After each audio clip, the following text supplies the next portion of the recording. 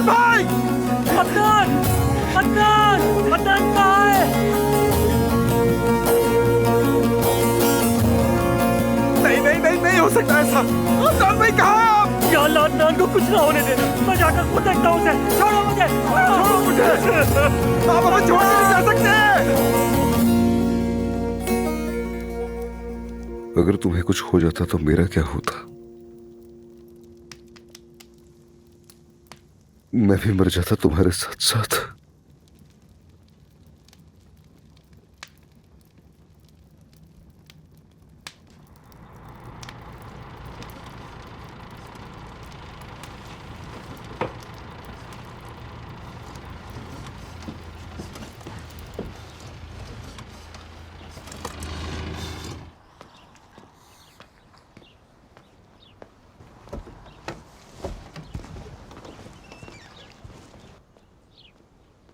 अस्सलाम वालेकुम।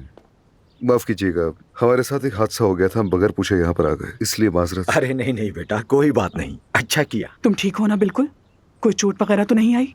नहीं नहीं, बिल्कुल ठीक है। वो मेरी बीवी अंदर सो रही है, उम्मीद है बुरा नहीं मानेंगे। तुम खुशकिस्मत हो जो यहाँ तक आ गए।